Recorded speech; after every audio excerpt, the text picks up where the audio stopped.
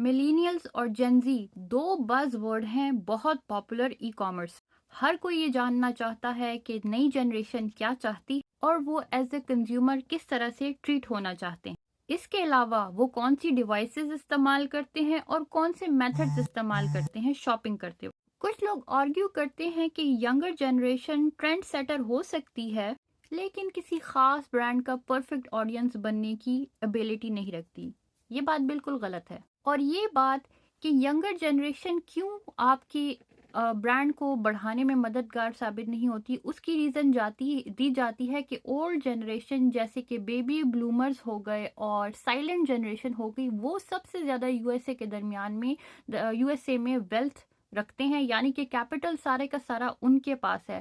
تو ایک younger generation جس کے پاس پیسے ہی اسپینڈ کرنے کے نہیں ہیں، وہ کس طرح سے آپ کے برانڈ کو پیسہ دے سکتے. اور ریسرچ کے وقت جو ہے یہ کویسچن بہت ہی امپورٹنٹ کا حامل بن چکا ہے آج کے دور میں، جس میں اسی بات کو ڈسکس کیا جا رہا ہے کہ جو نئی جنریشن ہے جو ای کامرس پر شاپنگ کرنے آتی ہے، اس کو کس طرح سے اپنی آڈینس، اسٹرانگ آڈینس کی طرح کیٹیگرائز کیا جائے، کیونکہ ان کے پاس موسٹلی پیسے ہوتے ہی نہیں.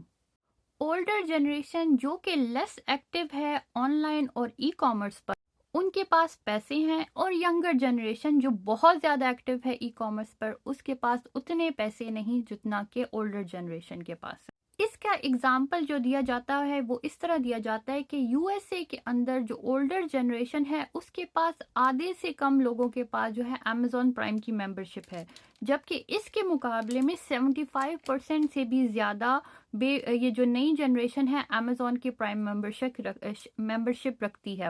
اور ایک ریسنٹ سروے بتاتا ہے کہ صرف اور صرف 10% سوشل کامرس اسپینڈنگ 2025 میں جو ہے وہ بیبی بلومرز یعنی کہ اولڈر جنریشن سے آئے گی، یعنی کہ بہت ہی کم پیسے ان کے پاس زیادہ ہیں، اور صرف 10% جو ہے وہ اسپینڈ کریں گے e commerce shopping. So now this is a problem. اب اس کو کیسے حل کرنا ہے؟ اسے کہتے ہیں ڈیٹا.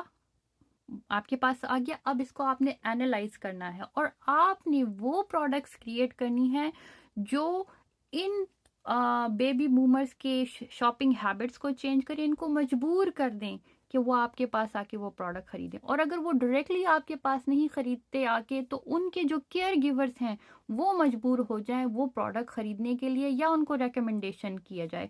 اس پورے چینل کو کہا جاتا ہے برانڈنگ اور مارکیٹنگ.